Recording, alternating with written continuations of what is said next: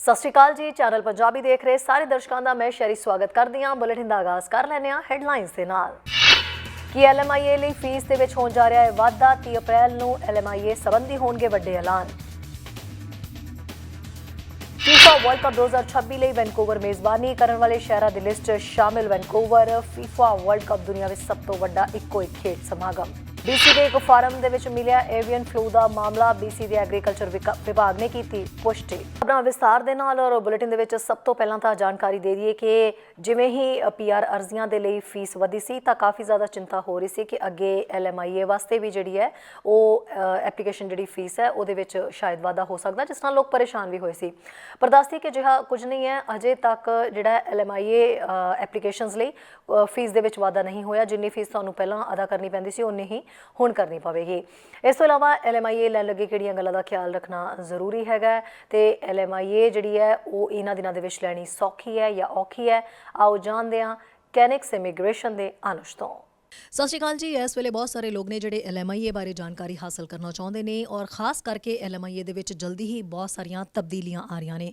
ਉਹ ਤਬਦੀਲੀਆਂ ਕੀ ਨੇ, ਕਿਹੜੇ ਵੱਡੇ ਚੇਂਜਸ ਆ ਰਹੇ ਨੇ ਔਰ ਉਹ ਚੇਂਜਸ ਕੀ ਫਾਇਦੇਮੰਦ ਹੋਣਗੇ ਜਾਂ ਨਹੀਂ, ਇਸ ਸੰਬੰਧੀ ਗੱਲ ਕਰਦੇ ਹਾਂ ਕੈਨਿਕਸ ਇਮੀਗ੍ਰੇਸ਼ਨ ਤੋਂ। ਸਾਡੇ ਨਾਲ ਅਨੁਜ ਉਰਫ AJ ਜੁੜੇ ਹੋਏ ਨੇ, ਉਹਨਾਂ ਨਾਲ ਇਸ ਸੰਬੰਧੀ ਗੱਲ ਕਰਦੇ ਹਾਂ। ਅਨੁਜ, ਨਵੇਂ ਚੇਂਜਸ ਦੇ ਆਏ, ਇਸ ਚੇਂਜਸ ਦੀ ਬਹੁਤ ਵੱਡੀ ਗੱਲ ਕੀਤੀ ਜਾ ਰਹੀ ਹੈ। ਅੱਛਾ, ਕੁਛ ਲੋਕ ਪੈਨਿਕ ਦੇ ਵਿੱਚ ਨੇ, ਉਹ ਕਹਿੰਦੇ ਪਤਾ ਨਹੀਂ LMIA ਦੇ ਵਿੱਚ ਕੀ ਚੇਂਜਸ ਆਉਣ ਲੱਗੇ ਨੇ, ਕੀ ਕੁਛ ਹੋ ਜਾਏਗਾ, ਕਿ ਇਹਦੇ ਨਾਲ ਕੋਈ ਨੁਕਸਾਨ ਨਾ ਹੋ ਜਾਏ, ਫੀਸ ਨਾ ਵੱਧ ਜੇ, ਬਹੁਤ ਸਾਰੇ ਕੁਐਸਚਨਸ ਨੇ। ਸੋ ਦੱਸੋ ਇਹ ਚੇਂਜਸ ਜਿਹੜੇ ਆ ਰਹੇ ਨੇ, ਲੋਕ ਇਸ ਤੋਂ ਡਰਨ ਜਾਂ ਨਾ? To be very honest, changes positive ਨੇ। ਗਵਰਨਮੈਂਟ ਨੇ ਕੋਈ ਫੀਸ ਇੰਕਰੀਜ਼ ਨਹੀਂ ਕੀਤੀ ਹੈਗੀ LMIA ਦੀ। ਐਂਡ 5 ਕੀ ਚੇਂਜਸ ਨੇ। LMIA ਦੀ ਜਿਹੜੀ ਵੈਲਿਡਿਟੀ ਹੈਗੀ ਉਹ 1.5 ਸਾਲ ਦੀ ਹੋ ਗਈ ਹੈਗੀ। ਵਰਕ ਪਰਮਿਟ ਜਿਹੜਾ ਹੈਗਾ ਉਹ ਮੈਕਸਿਮਮ 3 ਇਅਰਸ ਦਾ ਮਿਲ ਸਕਦਾ ਹੈਗਾ। ਕੈਪ ਇਹਨਾਂ ਨੇ ਖ਼ਤਮ ਕੀਤੀ ਹੈਗੀ ਕੁਝ ਸੈਕਟਰਸ ਦੇ ਵਿੱਚ, ਉੱਥੇ LMIA ਅਪਲਾਈ ਕੀਤੀ ਜਾ ਸਕਦੀ ਹੈਗੀ, like accommodation and food sector. Fish processing sectors ਦੇ ਵਿੱਚ ਪਹਿਲਾਂ ਕੈਪ ਸੀਗੀ ਐਂਡ ਨਾਓ ਦੋਜ਼ ਸੈਕਟਰਸ ਮੇ apply for unlimited number of workforce. So these are the major changes. ਸੋ ਚੰਗੇ ਚੇਂਜਸ ਅਸੀਂ ਕਹਿ ਸਕਦੇ ਹਾਂ 30 ਅਪ੍ਰੈਲ ਨੂੰ ਜਿਹਨਾਂ ਦੀ ਅਨਾਊਂਸਮੈਂਟ ਹੋਣੀ ਹੈ। ਅਨੁਜ, ਇੱਕ ਚੀਜ਼ ਹੋ ਰਿਹਾ ਕਿ ਫੀਸ ਜਿਹੜੀ ਹੈ, ਫੀਸ ਦੇ ਵਿੱਚ ਕੋਈ ਇਹਦੇ ਲਈ ਹੁੰਦੀ ਹੈ ਫੀਸ? ਜਿਵੇਂ ਅਸੀਂ ਸੁਣਿਆ ਸੀ ਕਿ ਟੈਂਪਰੇਰੀ ਜਿਹੜੇ ਹੁਣ ਵਰਕਰ ਨੇ, ਯਾਨੀ ਕਿ ਜਿਹਨਾਂ ਨੇ ਸਪੈਸ਼ਲੀ PR ਲਗਾਉਣੀ ਹੈ, ਉਹਨਾਂ ਦੀ ਫੀਸ ਦੇ ਵਿੱਚ ਜਿਨ੍ਹਾਂ ਨੇ ਅਰਜ਼ੀਆਂ ਲਗਾਉਣੀਆਂ ਉਹ 'ਚ ਵਾਧਾ ਕਰ ਦਿੱਤਾ ਗਿਆ। LMIA ਦੇ ਵਿੱਚ ਕੁਛ ਅਜਿਹਾ ਹੈ? ਨਹੀਂ, LMIA ਐਪਲੀਕੇਸ਼ਨਸ ਦੇ ਵਿੱਚ ਸਰਵਿਸ ਕੈਨੇਡਾ ਨੇ ਕੋਈ ਫੀਸ ਦੀ ਇੰਕਰੀਮੈਂਟ ਨਹੀਂ ਕੀਤੀ ਹੈਗੀ ਆ। ਇਟਸ $1000 ਪਰ ਪੋਜੀਸ਼ਨ, ਸਟਿਲ ਸੇਮ। ਬਟ ਇਹਦੇ ਵਿੱਚ ਇੱਕ ਚੀਜ਼ ਹੈਗੀ ਹੈ ਕਿ ਇੱਥੇ ਕਈ ਵਰਕਰਸ ਨੇ ਜਿਹੜੇ ਆਪਦੀ PR ਦੀ ਫਾਈਲ ਲਾਉਣਾ ਚਾਹੁੰਦੇ ਨੇ ਥਰੂ ਐਕਸਪ੍ਰੈਸ ਐਂਟਰੀ। ਉਹ ਪੁਆਇੰਟਸ ਨੂੰ ਇਨਕਰੀਜ਼ ਕਰਨ ਲਈ they can claim 50 points for LMIA। I will give you one example. Say for example ਇੱਥੇ ਕੋਈ ਕੈਂਡੀਡੇਟ ਨੇ, they have post graduation work permit. Still their work permit is valid for 1 year or more. ਉਹਨਾਂ ਦੇ express entry ਦੇ ਵਿੱਚ points ਨੇ 420। ਹੁਣ cut off ਜਿਹੜਾ ਹੈਗਾ ਸੇ ਫॉर ਐਗਜ਼ਾਮਪਲ 470 ਤੱਕ ਜਾਊਗਾ। If their employer is willing to help them for PR, they may apply for LMIA and that LMIA will give them 50 points. But LMIA ਲੈ ਕੇ work permit ਨਹੀਂ ਲੈਣਾ ਹੈਗਾ, ਇਕੱਲੇ ਪੁਆਇੰਟਸ ਲੈਣੇ ਆ, ਤੇ ਉਹ LMIA ਦੀ ਕੋਈ ਫੀਸ ਨਹੀਂ ਹੈਗੀ। It's zero. Yeah. So Ki LMIA ਹੁਣ ਦੇ ਟਾਈਮ ਦੇ ਵਿੱਚ ਲੈਣਾ ਸੌਖਾ ਹੈ? ਖਾਸ ਕਰਕੇ ਜਿਵੇਂ ਅਸੀਂ ਦੇਖਦੇ ਹਾਂ ਕੰਸਟਰਕਸ਼ਨ ਦੇ ਲਈ ਹਾਊਸਿੰਗ ਮਾਰਕੀਟ ਦੇ ਵਿੱਚ ਇੰਪਲੋਈਜ਼ ਦੀ ਬਹੁਤ ਜ਼ਿਆਦਾ ਲੋੜ ਪੈ ਰਹੀ ਹੈ। ਸੋ ਕੀ LMIA ਲੈਣਾ ਸੌਖਾ ਹੈ ਜਾਂ ਔਖਾ? ਹੁਣ ਕਾਫੀ ਸੌਖਾ ਕੀਤਾ ਹੈਗਾ ਗਵਰਨਮੈਂਟ ਨੇ। ਪਹਿਲਾਂ ਹਾਊਸਿੰਗ ਲਈ, ਕੰਸਟਰਕਸ਼ਨ ਲਈ, ਫੂਡ ਸੈਕਟਰ ਲਈ LMIA ਲੈਣੀ ਇੰਨਾ ਸੌਖਾ ਨਹੀਂ ਸੀਗਾ। If you talk about few industries like accommodation and food service sector, ਜਿੱਥੇ ਅਨਐਮਪਲੋਇਮੈਂਟ ਰੇਟ 6% ਜਾਂ ਵੱਧ ਸੀਗੀ, ਉੱਥੇ ਇੰਪਲੋਇਰਸ LMIA ਅਪਲਾਈ ਕਰਦੇ ਵੀ ਸੀਗੇ ਅਤੇ ਸਰਵਿਸ ਕੈਨੇਡਾ ਨੂੰ ਰਿਫਿਊਜ਼ ਕਰ ਦਿੰਦੇ ਸੀਗੇ। It was automatic refusal to process, where unemployment rate was 6% on higher. Now, in February, unemployment rate is 5.5, which is lowest since pandemic began. So ਉਹਨਾਂ ਨੇ ਆ ਜਿਹੜਾ ਹੈਗਾ refusal to process the system ਸੀਗਾ ਉਹ ਖ਼ਤਮ ਕੀਤਾ ਹੈਗਾ। It will be effective from 30th of April. And these sectors may now apply for LMIA. This is a very good thing because there was really a acute shortage of people in these sectors. ਸੋ ਜੇ ਕਿਸੇ ਦੀ LMIA ਦਾ duration ਜਿਹੜੀ ਹੈ ਉਹ ਖਤਮ ਹੋਣ ਵਾਲੀ ਹੈ ਤਾਂ ਕੀ ਉਹ ਐਕਸਟੈਂਸ਼ਨਸ ਦੇ ਵਾਸਤੇ ਰਿਕੁਐਸਟ ਕਰ ਸਕਦਾ ਹੈ? ਹਾਂਜੀ, ਜ਼ਰੂਰ ਕਰ ਸਕਦੇ ਨੇ, ਕਿਉਂਕਿ ਹੁਣ ਗਵਰਨਮੈਂਟ ਨੇ ਜਿਹੜੀਆਂ ਨਵੇਂ ਚੇਂਜਸ ਲਾਈਆਂ ਹੈਗੀਆਂ ਉਹਦੇ ਅਕੋਰਡਿੰਗਲੀ LMIA ਦੀ ਵੈਲਿਡਿਟੀ 1.5 ਸਾਲ ਦੀ ਰਿਹਾ ਕਰਨੀ ਹੈਗੀ। ਬਟ ਜਿਹੜੇ ਇੰਪਲੋਇਰਸ ਕੋਲ LMIA ਹੈਗੀ ਆ ਉਹਨਾਂ ਦੀ ਵੈਲਿਡਿਟੀ ਸੇ ਫॉर ਐਗਜ਼ਾਮਪਲ 1 ਮਹੀਨੇ ਜਾਂ 2 ਮਹੀਨੇ ਦੇ ਵਿੱਚ ਐਕਸਪਾਇਰ ਹੋ ਰਹੀ ਹੈਗੀ, they can still request to service Canada to extend their LMIA for 1.5 years। And Service Canada is doing this. We did for a few, yeah. Extension ਕਿੰਨਾ ਸਮਾਂ ਪਹਿਲਾਂ ਜਿਹੜਾ ਹੈ ਉਹ ਲਗਾਉਣ ਲਈ ਰਿਕੁਐਸਟ ਕਰਨੀ ਪੈਂਦੀ 15 to 30 days is fine, yeah. But you should put a good reason. Everything depends on your explanation, yeah. ਜੀ ਅਨੁਜ ਇਹਦੇ ਨਾਲ ਲੇਬਰ ਮਾਰਕੀਟ ਜਿਹੜੀ ਹੈ ਉਹ ਕਿਵੇਂ ਪ੍ਰਭਾਵਿਤ ਹੋਏਗੀ ਲਾਈਕ ਜਿਹੜੇ ਹੁਣ ਚੇਂਜਸ ਆ ਰਹੇ ਨੇ It's a good opportunity for people who are outside of Canada. It's about demand and supply. So now there will be more LMIs in the market, right? More employers are looking for workers. So it's a good time to grab the opportunity, apply for work visa, work permit, and moreover, because there is a real shortage of people, so embassies will ease the process of work visa, and hopefully embassies will start approving work visas. Yeah, it's good. Good sign, yeah. ਸੋ ਆਖਰੀ ਸਵਾਲ ਹੈ ਕਿ ਹਜੇ ਵੀ ਕਿਸੇ ਵੀ EMPLOYE ਨੇ ਜਾਂ ਕਿਸੇ ਵੀ worker ਨੇ ਜਾਂ ਕੋਈ ਸਟੂਡੈਂਟ ਕੋਈ LMIA ਲੈਣਾ ਚਾਹੁੰਦਾ ਹੈ ਤਾਂ ਉਹਨੂੰ ਪੈਸੇ ਜਿਹੜੇ ਨੇ ਆਫਰ ਕੀਤੇ ਜਾਂਦੇ ਆ ਤਾਂ ਕੀ ਉਹਨਾਂ ਨੂੰ LMI ਲੈਣੀ ਚਾਹੀਦੀ ਹੈ ਪੈਸੇ ਦੇ ਕੇ Okay, my question is why you wanted to pay money, right? You should not pay. It's unethical. It's unethical. LMIA is 100% employer's part. ਭਾਵੇਂ ਗਵਰਨਮੈਂਟ ਦੀ ਫੀਸ ਹੈਗੀ ਜਾਂ ਕਿ ਕਿਸੇ ਏਜੰਸੀ ਦੀ ਫੀਸ ਹੈਗੀ, it must be paid by the employer. That's the law. That's the law. But again, it's about your desperateness, right? ਜਦੋਂ ਸਾਡੇ ਕੋਲ ਕੋਈ ਚੀਜ਼ ਨਹੀਂ ਹੁੰਦੀ ਹੈਗੀ ਆਪਾਂ ਉਹ ਚੀਜ਼ ਲੱਭਣ ਲਈ ਜਾਂਦੇ ਹਾਂ then there may be few people, not a lot, they will demand for something, right? But it's your choice. Try to find out right people and don't pay money. Yeah. FIFA world cup ਦੁਨੀਆ ਦਾ ਸਭ ਤੋਂ ਵੱਡਾ world cup ਔਰ ਜਿਸ ਦੇ ਉੱਤੇ ਸਭ ਦੀਆਂ ਨਜ਼ਰਾਂ ਟਿਕੀਆਂ ਹੋਈਆਂ ਸੀ। ਫਿਲਹਾਲ ਦੱਸਦੇ ਕਿ 2026 ਦੇ ਵਿੱਚ FIFA ਵਰਲਡ ਕੱਪ ਦੀ ਮੇਜ਼ਬਾਨੀ ਕਰਨ ਦੀ ਲਿਸਟ ਦੇ ਵਿੱਚ ਜੋ ਦਾਅਵੇਦਾਰੀ ਜਤਾਈ ਹੈ ਉਹ ਵੈਨਕੂਵਰ ਨੇ ਵੀ ਜਤਾਈ ਹੈ, ਜਿਸ ਤੇ ਸਾਰੇ BC ਵਾਸੀ ਕਾਫੀ ਖੁਸ਼ੀ ਵੀ ਜਤਾ ਰਹੇ ਨੇ। ਖਾਸ ਕਰਕੇ ਖੇਡ ਸਮਾਰੋਹ ਦੇ ਨਾਲ ਜੁੜੇ ਜਿੰਨੇ ਵੀ ਪ੍ਰਬੰਧਕ ਨੇ ਉਹਨਾਂ ਨੂੰ ਇਸ ਮੌਕੇ ਕਾਫੀ ਖੁਸ਼ੀ ਹੋ ਰਹੀ ਹੈ। ਉਹਨਾਂ ਕਿਹਾ ਕਿ ਜਲਦੀ ਹੀ ਅਸੀਂ ਆਉਣ ਵਾਲੇ ਦਿਨਾਂ ਦੇ ਵਿੱਚ ਇਸ ਸੰਬੰਧੀ ਅਨਾਉਂਸਮੈਂਟਸ ਵੀ ਸੁਣਾਂਗੇ ਕਿ ਵੈਨਕੂਵਰ ਜਿਹੜਾ ਉਸ ਮੇਜ਼ਬਾਨੀ ਦੀ ਦੌੜ ਦੇ ਵਿੱਚ ਜਿਹੜਾ ਉਸਦਾ ਨਾਮ ਸ਼ਾਮਿਲ ਹੋ ਚੁੱਕਿਆ ਹੈ। ਇਹ ਕਾਫੀ ਅਹਿਮ ਰਹੇਗਾ ਕਿ ਹੋਰ ਕਿਹੜੇ ਦੇਸ਼ ਨੇ ਇਸ ਦੇ ਵਿੱਚ ਸ਼ਾਮਿਲ ਹੋ ਸਕਦੇ ਨੇ FIFA ਵਰਲਡ ਕੱਪ ਦੇ ਲਈ। ਆਓ ਦੇਖਦੇ ਹਾਂ ਇੱਕ ਵਿਸਥਾਰ ਦੇ ਨਾਲ ਰਿਪੋਰਟ। ਜਿਵੇਂ ਹੀ FIFA ਵਰਲਡ ਕੱਪ 2026 ਦੇ ਲਈ ਵੈਨਕੂਵਰ ਦੇ ਮੇਜ਼ਬਾਨੀ ਸ਼ਹਿਰ ਵਜੋਂ ਦਾਅਵੇਦਾਰੀ ਹੋਣ ਦੀ ਪੁਸ਼ਟੀ ਕੀਤੀ ਗਈ ਤਾਂ ਇਸ ਤੇ ਸਾਰਿਆਂ ਨੇ ਕਾਫੀ ਖੁਸ਼ੀ ਜਤਾਈ ਹੈ। ਮੈਲਨੀ ਮਾਰਕ ਸੈਰ ਸਪਾਟਾ ਕਲਾ ਸੱਭਿਆਚਾਰਕ ਤੇ ਖੇਡਾਂ ਦੇ ਮੰਤਰੀ ਨੇ FIFA ਦੇ ਹਾਲੀਆ ਐਲਾਨ ਦੇ ਵਿੱਚ ਪ੍ਰਤੀਕਿਰਿਆ ਦਿੱਤੀ ਹੈ। ਉਹਨਾਂ ਕਿਹਾ ਮੈਂ ਬਹੁਤ ਹੀ ਉਤਸ਼ਾਹਿਤ ਹਾਂ ਕਿ FIFA ਨੇ ਵੈਨਕੂਵਰ ਬ੍ਰਿਟਿਸ਼ ਕੋਲੰਬੀਆ ਦੇ FIFA ਵਰਲਡ ਕੱਪ 2026 ਲਈ ਵੈਨਕੂਵਰ ਦੀ ਮੇਜ਼ਬਾਨ ਸ਼ਹਿਰ ਵਜੋਂ ਦਾਅਵੇਦਾਰੀ ਦੀ ਪੁਸ਼ਟੀ ਕਰ ਦਿੱਤੀ ਹੈ। FIFA ਵਰਲਡ ਕੱਪ ਦੁਨੀਆ ਦੇ ਵਿੱਚ ਸਭ ਤੋਂ ਵੱਡਾ ਇੱਕੋ ਇੱਕ ਖੇਡ ਸਮਾਗਮ ਹੈ। ਇਸ ਸਮਾਗਮ ਦੀ ਮੇਜ਼ਬਾਨੀ ਕਰਨਾ ਸੌਕਰ ਦੇ ਪ੍ਰਸ਼ੰਸਕਾਂ ਦੇ ਲਈ ਤੇ ਸਾਡੇ ਸੈਰ ਸਪਾਟਾ ਖੇਤਰ ਲਈ ਤੇ ਸਾਰੇ ਬ੍ਰਿਟਿਸ਼ ਕੋਲੰਬੀਆ ਨਿਵਾਸੀਆਂ ਲਈ ਇੱਕ ਪੀੜ੍ਹੀ ਵਿੱਚ ਇੱਕੋ ਵਾਰ ਮਿਲਣ ਵਾਲਾ ਮੌਕਾ ਹੋਏਗਾ।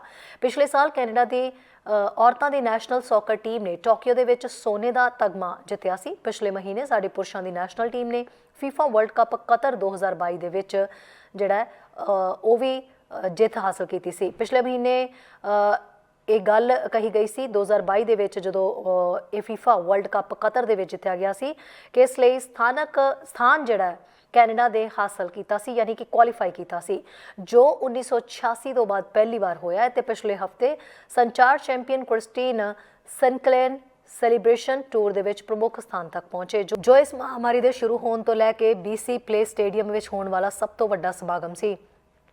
ਕੈਨੇਡਾ ਸੌਕਰ ਬ੍ਰਿਟਿਸ਼ ਕੋਲੰਬੀਆ ਤੇ ਵੈਨਕੂਵਰ ਦਾ ਕਿਸਮਤ ਤੇ ਸਿਤਾਰੇ ਸਾਥ ਦੇ ਰਹੇ ਨੇ। ਉਹਨਾਂ ਕਿਹਾ ਕਿ ਅਸੀਂ ਮੇਜ਼ਬਾਨੀ ਕਰਨ ਲਈ ਦਾਅਵੇਦਾਰ ਸ਼ਹਿਰ ਬਣਨ ਦਾ ਮੌਕਾ ਮਿਲਣ ਦੀ ਕਤਾਰ ਦੇ ਵਿੱਚ ਹਾਂ ਅਤੇ ਇਸ ਮੁੱਢਲੇ ਪੜਾਅ ਤੱਕ ਪਹੁੰਚਣ ਲਈ ਅਸੀਂ ਆਪਣੇ ਭਾਈਵਾਲਾਂ ਨਾਲ ਮਿਲ ਕੇ ਸਖਤ ਮਿਹਨਤ ਕੀਤੀ ਹੈ। ਅਸੀਂ ਆਪਣੇ ਭਾਈਵਾਲਾਂ ਦੀ ਸ਼ਲਾਘਾ ਕਰਦੇ ਹਾਂ, ਜਿਸ ਵਿੱਚ city of Vancouver, YVR, PavCo, destination BC ਦੇ ਨਾਲ ਮੇਜ਼ਬਾਨ ਫਸਟ ਨੇਸ਼ਨ ਵੀ ਸ਼ਾਮਿਲ ਹੈ। ਅਜਿਹੇ ਵੱਡੇ ਪੱਧਰ ਦੇ ਸਮਾਗਮਾਂ ਦੀ ਮੇਜ਼ਬਾਨੀ ਕਰਨ ਲਈ ਭਾਈਵਾਲੀਆਂ ਬੇਹੱਦ ਜ਼ਰੂਰੀ ਹੁੰਦੀਆਂ ਨੇ ਤੇ ਮਿਲ ਜੁਲ ਕੇ ਕੰਮ ਕਰਨ ਨਾਲ ਇਸ BFAN IDI ਲਈ ਅਸੀਂ ਸਮੂਹਕ ਤੌਰ ਤੇ ਆਪਣੀ ਬਿਹਤਰੀਨ ਕਾਰਗੁਜ਼ਾਰੀ ਦਿਖਾ ਸਕਦੇ ਹਾਂ। ਸਾਡਾ ਟੀਚਾ ਜੋ ਹਮੇਸ਼ਾ ਰਹੇਗਾ ਇਹਨਾਂ ਖੇਡਾਂ ਨੂੰ ਅਜਿਹੇ ਢੰਗ ਨਾਲ ਕਰਾਇਆ ਜਾਏ ਜਿਸ ਨਾਲ ਸਾਰੇ ਬ੍ਰਿਟਿਸ਼ ਕੋਲੰਬੀਆ ਨਿਵਾਸੀਆਂ ਨੂੰ ਇਸ ਸਮਾਗਮ ਤੋਂ ਵੱਧ ਫਾਇਦਾ ਹੋਵੇ। ਇੰਨਾ ਹੀ ਨਹੀਂ, ਉਹਨਾਂ ਦੱਸਿਆ ਕਿ ਡੈਸਟੀਨੇਸ਼ਨ BC ਅਤੇ BC ਸਟੇਟਸ ਦੇ ਅਨੁਮਾਨ ਲਗਾਇਆ ਹੈ ਕਿ ਇਸ ਮੇਜ਼ਬਾਨੀ ਦੇ ਨਾਲ BC ਦੇ ਸੈਰ ਸਪਾਟਾ ਖੇਤਰ ਵਿੱਚ ਨਵੀਂ ਆਮਦਨੀ ਦੇ ਰੂਪ ਵਿੱਚ ਇਸ ਸਮਾਗਮ ਦੇ ਦੌਰਾਨ ਅਤੇ ਇਸ ਤੋਂ ਬਾਅਦ ਦੇ 5 ਸਾਲਾਂ ਵਿੱਚ $1 ਬਿਲੀਅਨ ਆਉਣਗੇ ਅਤੇ ਵਿਅਕਤੀਆਂ ਅਤੇ ਭਾਈਚਾਰਿਆਂ ਨੂੰ ਇੱਕੋ ਜਿਹੇ ਜ਼ਬਰਦਸਤ ਫਾਇਦੇ ਹੋਣਗੇ। ਸਾਨੂੰ ਉਮੀਦ ਹੈ ਕਿ ਇਹ ਸਮਾਗਮ ਸੈਲਾਨੀਆਂ ਲਈ ਚੁੰਬਕ ਸਾਬਿਤ ਹੋਵੇ ਤਾਂ ਕਿ ਇਸ ਖੂਬਸੂਰਤ ਬ੍ਰਿਟਿਸ਼ ਕੋਲੰਬੀਆ ਵਿੱਚ ਸਥਾਨਕ ਕਾਰੋਬਾਰਾਂ ਨੂੰ ਮਜ਼ਬੂਤ ਬਣਾਇਆ ਜਾ ਸਕੇ। ਇਸ ਸਮਾਗਮ ਵਰਗੇ ਵੱਡੇ ਖੇਡ ਸਮਾਗਮਾਂ ਵਿੱਚ ਲੋਕਾਂ ਨੂੰ ਖੇਡਣ, ਸ਼ਾਮਿਲ ਹੋਣ ਤੇ ਖੇਡ ਮੈਦਾਨ ਤੋਂ ਲੈ ਕੇ ਜਿਹੜਾ ਉਹ ਸਟੇਡੀਅਮ ਤੱਕ ਚਮਕਣ ਲਈ ਪ੍ਰੇਰਿਤ ਕਰਨ ਦੀ ਸ਼ਕਤੀ ਹੁੰਦੀ ਹੈ। ਇਹ ਅਜਿਹੇ ਫਾਇਦੇ ਹਨ ਜਿਨ੍ਹਾਂ ਦੀ ਗੂੰਜ ਸਾਡੇ ਪਰਿਵਾਰਾਂ ਦੇ ਆਂਢ ਗੁਆਂਢ ਦੇ ਵਿੱਚ ਅਗਲੀ ਪੀੜ੍ਹੀ ਤੇ ਉਸ ਤੋਂ ਵੀ ਅਗਾਂਹ ਸੁਣਾਈ ਦਿੰਦੀ ਰਹੇਗੀ। ਉਹਨਾਂ ਕਹਿ ਕੇ ਅਸੀਂ ਇਸ ਲਈ ਆਪਣੇ ਵੱਲੋਂ ਬਿਹਤਰੀਨ ਕੋਸ਼ਿਸ਼ ਜਿਹੜੀ ਹੈ ਕੀਤੀ ਹੈ ਤੇ ਅਸੀਂ ਆਉਣ ਵਾਲੇ ਹਫ਼ਤਿਆਂ ਵਿੱਚ ਫੀਫਾ ਵੱਲੋਂ ਮੇਜ਼ਬਾਨ ਸ਼ਹਿਰ ਦਾ ਐਲਾਨ ਕੀਤੇ ਜਾਣ ਪ੍ਰਤੀ ਕਾਫੀ ਜ਼ਿਆਦਾ ਐਕਸਾਈਟਿਡ ਹਾਂ ਤੇ ਸਾਨੂੰ ਉਮੀਦ ਹੈ ਕਿ ਵੈਨਕੂਵਰ ਨੂੰ ਜ਼ਰੂਰ ਚੁਣਿਆ ਜਾਏਗਾ। ਇਸ ਤੋਂ ਚੈਨਲ ਪੰਜਾਬੀ ਦੀ ਰਿਪੋਰਟ। ਅੱਗੇ ਦੱਸਦੇ ਕਿ BC ਦੇ ਵਿੱਚ ਐਵੀਏਸ਼ਨ ਫਲੂ ਯਾਨੀ ਕਿ ਬਰਡ ਫਲੂ ਨੇ ਦਸਤਕ ਦਿੱਤੀ ਹੈ। ਮਾਮਲਾ ਸਾਹਮਣੇ ਆਉਣ ਤੋਂ ਬਾਅਦ ਜਿੰਨੀਆਂ ਵੀ ਟੀਮਾਂ ਸੀਗੀਆਂ ਇਸ ਵਿਭਾਗ ਨਾਲ ਜੁੜੀਆਂ ਉਹ ਕਾਫੀ ਚੌਕਸ ਹੋ ਗਈਆਂ ਨੇ। ਖਾਸ ਤੌਰ ਦੇ ਉੱਤੇ ਪਸ਼ੂ ਪਾਲਣ ਵਿਭਾਗ ਦੇ ਵੱਲੋਂ ਹੁਣ ਇਹ ਗੱਲ ਕਹੀ ਜਾ ਰਹੀ ਹੈ ਕਿ ਸਾਰੇ ਪੋਲਟਰੀ ਜਿਹੜੇ ਫਾਰਮਰਸ ਨੇ ਉਹ ਖਾਸ ਕਰਕੇ ਇਸ ਗੱਲ ਦਾ ਧਿਆਨ ਰੱਖਣ ਕਿ ਇਹ ਫਲੂ ਅੱਗੇ ਦੇ ਅੱਗੇ ਨਾ ਫੈਲੇ। ਫਿਲਹਾਲ ਇਸ ਫਲੂ ਦਾ ਇਹ ਵੀ ਕਿਹਾ ਜਾ ਰਿਹਾ ਕਿ ਮਨੁੱਖੀ ਸਰੀਰ ਦੇ ਉੱਤੇ ਜਿਹੜਾ ਕੋਈ ਪ੍ਰਭਾਵ ਅਜੇ ਤੱਕ ਦਿਖਾਈ ਨਹੀਂ ਦਿੱਤਾ, ਪਰ ਫਿਰ ਵੀ ਸਾਰਿਆਂ ਨੂੰ ਸਤਰਕ ਰਹਿਣ ਦੀ ਜਿਹੜੀ ਗੱਲ ਹੈ ਉਹ ਕਹੀ ਜਾ ਰਹੀ ਹੈ। BC ਦੇ ਉੱਤਰੀ ਓਕਨੈਗਨ ਖੇਤਰ ਦੇ ਵਿੱਚ ਇੱਕ ਫਾਰਮ ਵਿੱਚ ਐਵੀਅਨ ਫਲੂ ਦੇ ਇੱਕ ਪੋਜ਼ਿਟਿਵ ਕੇਸ ਦੀ ਪੁਸ਼ਟੀ ਕੀਤੀ ਗਈ ਹੈ। ਖੇਤੀਬਾੜੀ ਤੇ ਖੁਰਾਕ ਮੰਤਰੀ ਲਾਨਾ ਪਾਫਮ ਨੇ ਕਿਹਾ ਹੈ ਕਿ ਕੈਨੇਡੀਅਨ ਫੂਡ ਇੰਸਪੈਕਸ਼ਨ ਏਜੰਸੀ ਜਵਾਬ ਦੀ ਅਗਵਾਈ ਕਰ ਰਹੀ ਹੈ, ਜਿਸ ਵਿੱਚ ਟੈਸਟਿੰਗ, ਮੈਪਿੰਗ, ਨਿਗਰਾਨੀ ਤੇ ਨਿਪਟਾਰੇ ਸ਼ਾਮਿਲ ਨੇ। ਉਹਨਾਂ ਦਾ ਕਹਿਣਾ ਹੈ ਕਿ ਪੋਲਟਰੀ ਪ੍ਰੋਡਿਊਸਰਸ ਸਮੇਤ ਬੈਕਯਾਰਡ ਪੋਲਟਰੀ ਓਨਰਸ ਨੂੰ ਸਲਾਹ ਦਿੱਤੀ ਜਾਂਦੀ ਹੈ ਕਿ ਉਹ ਆਪਣੇ ਜੀਵ ਸੁਰੱਖਿਆ ਅਭਿਆਸਾਂ ਨੂੰ ਵਧਾਉਣ ਤੇ ਬਿਮਾਰੀ ਦੇ ਕਿਸੇ ਵੀ ਸੰਕੇਤ ਲਈ ਆਪਣੇ ਵਾਰਡ ਦੀ ਧਿਆਨ ਨਾਲ ਨਿਗਰਾਨੀ ਕਰਨ। BC ਦੇ ਡਿਪਟੀ ਚੀਫ ਵੈਟਰੀਅਨ ਨੇ 100 ਤੋਂ ਵੱਧ ਪੰਛੀਆਂ ਵਾਲੇ ਸਾਰੇ ਵਪਾਰਕ ਪੋਲਟਰੀ ਆਪਰੇਟਰਾਂ ਨੂੰ ਮਈ ਵਿੱਚ ਬਸੰਤ ਪ੍ਰਵਾਸ ਦੇ ਖਤਮ ਹੋਣ ਤੱਕ ਆਪਣੇ ਝੁੰਡਾਂ ਨੂੰ ਘਰ ਦੇ ਅੰਦਰ ਲਿਜਾਣ ਦਾ ਹੁਕਮ ਦਿੱਤਾ ਹੈ। ਪੌਫਮ ਨੇ ਕਿਹਾ ਹੈ ਕਿ ਜੇ ਐਵੀਅਨ ਫਲੂ ਦਾ ਸ਼ੱਕ ਹੈ ਤਾਂ ਪੋਲਟਰੀ ਆਪਰੇਟਰਾਂ ਨੂੰ ਮਈ ਵਿੱਚ ਬਸੰਤ ਪ੍ਰਵਾਸ ਦੇ ਖਤਮ ਹੋਣ ਤੱਕ ਆਪਣੇ ਝੁੰਡਾਂ ਨੂੰ ਘਰ ਅੰਦਰ ਲਿਜਾਣ ਦਾ ਹੁਕਮ ਦਿੱਤਾ ਹੈ। ਪੌਫਮ ਨੇ ਕਿਹਾ ਕਿ ਜੇ ਐਵੀਅਨ ਫਲੂ ਦਾ ਸ਼ੱਕ ਹੈ ਤਾਂ ਪੋਲਟਰੀ ਉਤਪਾਦਕਾਂ ਨੂੰ ਸਲਾਹ ਤੇ ਜਾਣਕਾਰੀ ਲਈ ਤੁਰੰਤ ਆਪਣੇ ਸਥਾਨਕ ਪਸ਼ੂ ਸੰਬੰਧੀ ਸਿਹਤ ਕੇਂਦਰ ਨਾਲ ਸੰਪਰਕ ਕਰਨਾ ਚਾਹੀਦਾ ਹੈ। ਮੰਤਰਾਲੇ ਨੇ ਆਪਣੇ ਐਮਰਜੈਂਸੀ ਆਪਰੇਟਰ ਸੈਂਟਰ ਨੂੰ ਵੀ ਸਰਗਰਮ ਕਰ ਦਿੱਤਾ ਹੈ ਤੇ ਇਸ ਪ੍ਰਕੋਪ ਤੇ BC ਵਿੱਚ ਵਾਪਰਨ ਵਾਲੇ ਕਿਸੇ ਵੀ ਹੋਰ ਕਾਰਨਾਂ ਦਾ ਜਵਾਬ ਦੇਣ ਲਈ CFIA ਉਤਪਾਦਕਾਂ, ਉਦਯੋਗ ਤੇ ਹੋਰ ਹਿੱਸੇਦਾਰਾਂ ਨਾਲ ਕੰਮ ਕਰੇਗਾ। ਇਸ ਨਵੇਂ ਹੁਕਮ ਵਿੱਚ ਕਿਹਾ ਗਿਆ ਹੈ ਕਿ ਇਸ ਸਾਲ ਦੇ ਸ਼ੁਰੂ ਵਿੱਚ ਮੈਟਰੋ ਵੈਨਕੂਵਰ ਦੇ ਆਲੇ ਦੁਆਲੇ ਜੰਗਲੀ ਪੰਛੀਆਂ ਵਿੱਚ ਐਵੀਅਨ ਫਲੂ ਦੇ H5N1 ਤਣਾਅ ਦਾ ਪਤਾ ਲਗਾਇਆ ਗਿਆ ਸੀ, ਕਿਉਂਕਿ ਵਾਟਰਫਾਲ ਨੂੰ ਵਾਇਰਸ ਦਾ ਮੁੱਖ ਸਰੋਤ ਮੰਨਿਆ ਜਾਂਦਾ ਹੈ। ਵਪਾਰਕ ਪੋਲਟਰੀ ਦੇ ਸੰਪਰਕ ਨੂੰ ਸੀਮਿਤ ਕਰਨ ਲਈ ਕਦਮ ਚੁੱਕੇ ਜਾਣੇ ਚਾਹੀਦੇ ਨੇ। ਕਈ ਸੂਬਿਆਂ ਵਿੱਚ ਬਹੁਤ ਜ਼ਿਆਦਾ ਛੂਤ ਵਾਲੇ H5N1 ਤਣਾਅ ਦੇ ਮਾਮਲੇ ਸਾਹਮਣੇ ਆਏ ਨੇ ਤੇ ਆਦੇਸ਼ ਵਿੱਚ ਕਿਹਾ ਗਿਆ ਹੈ ਕਿ ਅਲਬਰਟਾ ਤੇ ਨੋਵਾ ਸਕੋਸ਼ੀਆ ਵਿੱਚ ਜਾਂਚ ਚੱਲ ਰਹੀ ਹੈ। SFIA ਦਾ ਕਹਿਣਾ ਹੈ ਕਿ ਕੈਨੇਡਾ ਵਿੱਚ ਕੋਈ ਮਨੁੱਖੀ ਕੇਸ ਨਹੀਂ ਪਾਏ ਗਏ ਨੇ ਤੇ ਬਿਮਾਰੀ ਨੂੰ ਸਿਹਤਮੰਦ ਲੋਕਾਂ ਲਈ ਇੱਕ ਮਹੱਤਵਪੂਰਨ ਸਿਹਤ ਚਿੰਤਾ ਨਹੀਂ ਮੰਨਿਆ ਜਾਂਦਾ ਹੈ, ਜੋ ਸੰਕਰਮਿਤ ਪੰਛੀਆਂ ਦੇ ਨਿਯਮਿਤ ਸੰਪਰਕ ਵਿੱਚ ਨਹੀਂ ਹਨ। ਜਨਤਕ ਸਿਹਤ ਦਾ ਜੋਖਮ ਬਹੁਤ ਘੱਟ ਹੈ ਤੇ ਭੋਜਨ ਸੁਰੱਖਿਆ ਲਈ ਕੋਈ ਖਤਰਾ ਨਹੀਂ ਹੈ। ਉਹਨਾਂ ਕਿਹਾ ਕਿ ਉਹ ਜਾਣਦੇ ਨੇ ਕਿ ਇਹ ਸਾਡੇ ਪੋਲਟਰੀ ਤੇ ਅੰਡੇ ਉਤਪਾਦਕਾਂ ਲਈ ਇੱਕ ਬਹੁਤ ਹੀ ਤਣਾਅਪੂਰਨ ਸਮਾਂ ਹੈ। ਉਹਨਾਂ ਪਿਛਲੇ 2 ਸਾਲਾਂ ਵਿੱਚ ਬਹੁਤ ਕੁਝ ਸਹਿ ਲਿਆ ਤੇ ਹੁਣ ਅਸੀਂ ਇਸ ਤੇ ਮਿਲ ਕੇ ਕੰਮ ਕਰਾਂਗੇ। ਨਿਊਜ਼ ਡੈਸਕ ਤੋਂ ਚੈਨਲ ਪੰਜਾਬੀ ਦੀ ਰਿਪੋਰਟ। ਦੱਸਦੇ ਕਿ ਨਨਾਇਮੋ ਜਾ ਰਹੀ BC ਫੈਰੀਜ਼ ਦੇ ਵਿੱਚ ਕਿਸੇ ਤਕਨੀਕੀ ਖਰਾਬੀ ਦੇ ਕਰਕੇ ਬ੍ਰੇਕਡਾਊਨ ਹੋ ਗਿਆ, ਜਿਸ ਕਰਕੇ ਕਾਫੀ ਦੇਰ ਤੱਕ ਉਹ ਫੈਰੀ ਪਾਣੀ ਦੇ ਵਿੱਚ ਹੀ ਰੁਕੀ ਰਹੀ। ਲੋਕਾਂ ਨੂੰ ਕਾਫੀ ਲੰਬਾ ਇੰਤਜ਼ਾਰ ਕਰਨਾ ਪਿਆ। ਹਾਲਾਂਕਿ ਕੁਝ ਲੋਕਾਂ ਨੇ ਇਸ ਸੰਬੰਧੀ ਆਪਣੀਆਂ ਜਿਹੜੀਆਂ ਫੋਟੋਆਂ ਉਹ ਵੀ ਸੋਸ਼ਲ ਮੀਡੀਆ ਦੇ ਉੱਤੇ ਪੋਸਟ ਕੀਤੀਆਂ ਨੇ। ਸਮਾਂ ਰਹਿੰਦੇ ਹੀ ਲੋਕਾਂ ਨੂੰ ਜਿਹੜਾ ਉੱਥੋਂ ਕੱਢ ਜ਼ਰੂਰ ਲਿਆ ਗਿਆ ਔਰ ਉਸ ਦੌਰਾਨ ਕਾਫੀ ਠੰਡ ਹੋਣ ਕਰਕੇ ਜਿੰਨੇ ਲੋਕਾਂ ਨੂੰ ਹੋਰ ਜ਼ਰੂਰੀ ਸਮਾਨ ਚਾਹੀਦਾ ਸੀ ਫੈਰੀ ਦੇ ਵਿੱਚ ਉਹ ਵੀ ਫ੍ਰੀ ਦੇ ਵਿੱਚ ਜਿਹੜਾ ਅਵੇਲੇਬਲ ਕਰਵਾਇਆ ਗਿਆ।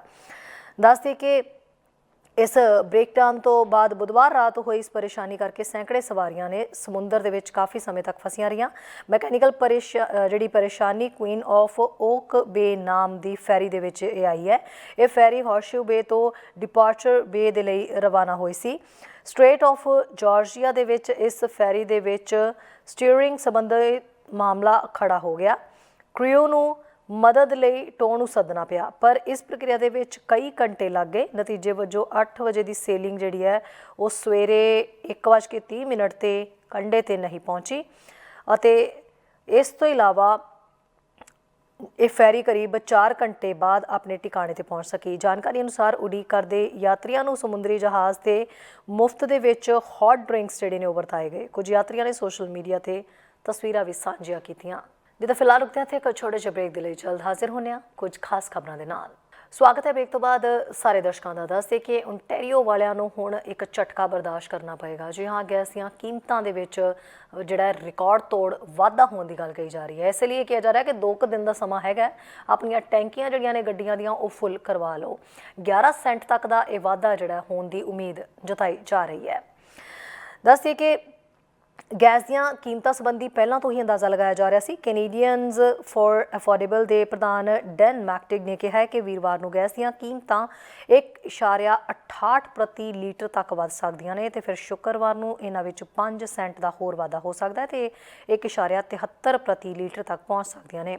ਉਹਨਾਂ ਆਖਿਆ ਕਿ ਜਿਹੜੇ ਲੋਕਾਂ ਨੂੰ ontario ਦੇ ਵਿੱਚ ਗੈਸ ਚਾਹੀਦੀ ਹੈ ਉਹਨਾਂ ਨੂੰ ਹੁਣੇ ਹੀ ਗੈਸ ਭਰਵਾ ਲੈਣੀ ਚਾਹੀਦੀ ਹੈ ਕਿਉਂਕਿ ਨੇੜੇ ਭਵਿੱਖ ਵਿੱਚ ਗੈਸ ਦੀਆਂ ਕੀਮਤਾਂ ਵਿੱਚ ਕੋਈ ਕਮੀ ਨਹੀਂ ਆਉਣੀ। ਉਹਨਾਂ ਆਖਿਆ ਕਿ ਇਹਨਾਂ ਕੀਮਤਾਂ ਵਿੱਚ ਸਗੋਂ ਹੋਰ ਵਾਧਾ ਜ਼ਰੂਰ ਹੋ ਸਕਦਾ ਹੈ। ਇਸ ਤੋਂ ਇਲਾਵਾ ਗਰਮੀਆਂ ਦੇ ਮੌਸਮ ਕਾਰਨ ਵੀ ਇਹਨਾਂ ਕੀਮਤਾਂ ਵਿੱਚ ਕੋਈ ਗਿਰਾਵਟ ਆਉਣ ਦੀ ਸੰਭਾਵਨਾ ਘੱਟ ਹੀ ਹੈ। ਮਾਰਚ ਵਿੱਚ ਗੈਸ ਦੀਆਂ ਕੀਮਤਾਂ ontario ਵਿੱਚ $1.90 ਪ੍ਰਤੀ ਲੀਟਰ ਦੇ ਹਿਸਾਬ ਨਾਲ ਰਿਕਾਰਡ ਤੋੜ ਵਧੀਆਂ ਸਨ ਤੇ ਅਜਿਹਾ ਯੂਕਰੇਨ ਉੱਤੇ ਰੂਸ ਵੱਲੋਂ ਕੀਤੇ ਹਮਲੇ ਕਾਰਨ ਹੋਇਆ ਸੀ। ਤੇ ਅੱਗੇ ਦੇਖਦੇ ਹਾਂ ਐਡਮਿੰਟਨ ਤੋਂ ਸਾਡੇ ਸੀਨੀਅਰ ਪੱਤਰਕਾਰ ਕੁਲਮੀਤ ਸਿੰਘ ਸੰਘਾ ਦੀ ਇਹ ਖਾਸ ਅਪਡੇਟ। ਚੈਨਲ ਪੰਜਾਬੀ ਵੇਖ ਰਹੇ ਸਮੂਹ ਦਰਸ਼ਕਾਂ ਨੂੰ ਕੁਲਮੀਤ ਸਿੰਘ ਵੱਲੋਂ ਨਿੱਘੀ ਜੀ ਆਇਆਂ। ਵਾਹਿਗੁਰੂ ਜੀ ਕਾ ਖਾਲਸਾ, ਵਾਹਿਗੁਰੂ ਜੀ ਕੀ ਫਤਿਹ। ਦੋਸਤੋ, ਅੱਜ ਐਡਮਿੰਟਨ ਸ਼ਹਿਰ ਵਿੱਚ ਪੈਟਰਿਕ ਬਰਾਊਨ ਜਿਹੜੇ CPC ਪਾਰਟੀ ਲਈ ਇੱਕ ਲੀਡਰਸ਼ਿਪ ਦੇ ਉਮੀਦਵਾਰ ਨੇ, ਉਹ ਆਏ ਹੋਏ ਸੀਗੇ ਔਰ ਮਹਾਰਾਜਾ ਬੈਂਕੁਏਟ ਹਾਲ ਵਿੱਚ ਉਹਨਾਂ ਨੇ ਆਪਣੇ ਵਿਚਾਰ ਜਿਹੜੇ ਆ ਸਾਂਝੇ ਕੀਤੇ ਤੇ ਚੈਨਲ ਪੰਜਾਬੀ ਵੱਲੋਂ ਉਹਨਾਂ ਦੇ ਵਿਚਾਰ ਜਿਹੜੇ ਆ ਤੁਹਾਡੇ ਨਾਲ ਅਸੀਂ ਸਾਂਝੇ ਕਰ ਰਹੇ ਹਾਂ। ਇੱਕ ਗੱਲ ਉਹਨਾਂ ਦੀ ਜਿਹੜੀ ਖਾਸੀਅਤ ਹੈ ਜੀ, ਉਹ ਇਹ ਆ ਕਿ ਜਿਹੜਾ ਬਿੱਲ 21 ਸੀਗਾ ਉਹਦੇ ਖਿਲਾਫ ਜਿਹੜਾ ਕੁਬੈਕ ਦੇ ਵਿੱਚ ਆ ਔਰ ਬੜਾ ਉਹ ਮਤਲਬ ਜਿੱਥੇ ਤੁਸੀਂ ਆਪਣਾ ਧਾਰਮਿਕ ਚਿੰਨ੍ਹ ਪਹਿਨ ਕੇ ਕਿਸੇ ਸਰਕਾਰੀ ਜੌਬ 'ਤੇ ਕੰਮਕਾਰ ਨਹੀਂ ਕਰ ਸਕਦੇ, ਉਸ ਬਿੱਲ ਦੇ ਖਿਲਾਫ ਇਹਨਾਂ ਨੇ ਬੜਾ ਵੱਡਾ ਸਟੈਂਡ ਲਿਆ ਸੀ। ਔਰ ਜਿਵੇਂ ਤੁਹਾਨੂੰ ਪਤਾ ਹੀ ਹੈ ਵੀ ਫਿਸਕਲ ਕੰਜ਼ਰਵੇਟਿਵ ਨੇ ਔਰ ਦੂਸਰਾ ਨਾਲ ਦੀ ਨਾਲ ਉਹਨਾਂ ਦਾ ਹੈ ਵੀ ਸਾਨੂੰ ਜਿਹੜਾ ਮਿਊਚੁਅਲ ਅੰਡਰਸਟੈਂਡਿੰਗ ਇੱਕ ਦੂਸਰੇ ਦੀ ਹੋਣੀ ਚਾਹੀਦੀ ਹੈ, ਭਾਈਚਾਰਿਆਂ ਦੀ, ਔਰ ਉਹਦੇ ਲਈ ਸਟਰੋਂਗ ਲੀਡਰਸ਼ਿਪ ਦੀ ਜ਼ਰੂਰਤ ਹੈ। ਲਓ ਸੁਣਦੇ ਆ ਉਹਨਾਂ ਦੀ ਗੱਲਬਾਤ ਉਹਨਾਂ ਦੀ ਹੀ ਜ਼ੁਬਾਨੀ। On the sidelines in the face of discrimination. Right now in Quebec, if you wear a hijab, if you wear a turban, if you wear a cross, a kippah, you lose your job. You can't be a firefighter, a police officer, a teacher, a doctor, a judge. You can't be a government worker if you wear any article of your faith. That is so fundamentally wrong. The Canadian Charter guarantees religious freedom. Our courts have guaranteed religious freedom, but because Justin Trudeau and Pierre Poilievre see this is popular in Quebec, they've said they're not going to object. Not going to object? You can't sweep discrimination under the carpet. It's why I'm joining other cities in fighting this, but frankly, it should be the government of Canada. This cowardly approach not to stand up to discrimination is a cancer in a country. Because today it's in Quebec, but what happens tomorrow if it's in Alberta? It can spread. You don't allow intolerance to have oxygen in our country. Political leaders need to have courage. And there is a stark contrast between the Justin Trudeau, Pierre Poilievre approach on Bill 21 and my approach. I'll stand up and fight for all Canadians. Let's talk about another issue, an elephant in the room. How about Islamophobia? The right wing in Canada has a problem with Islamophobia, and I will take it on. You look at Pierre Poilievre, and he, in 2017, when they had the Islamophobia vote, he voted against condemning Islamophobia. He said Islamophobia is made up.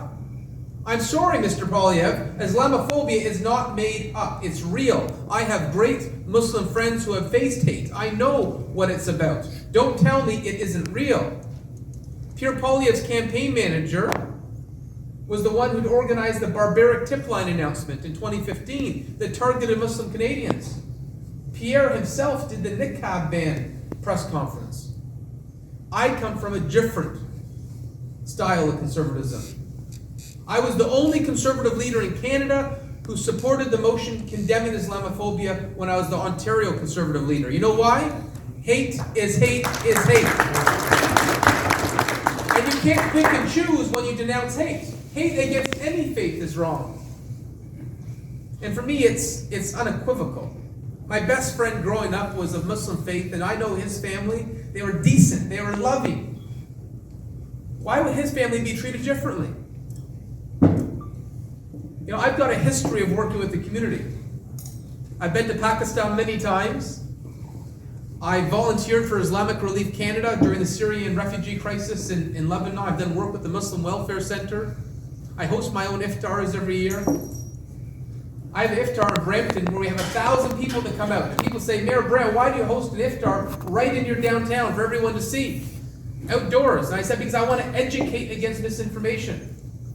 I know that the Muslim faith is about love and helping the less fortunate. The best way to fight the misinformation that we see from the Pierres and the Jenny Burns of the world is to educate.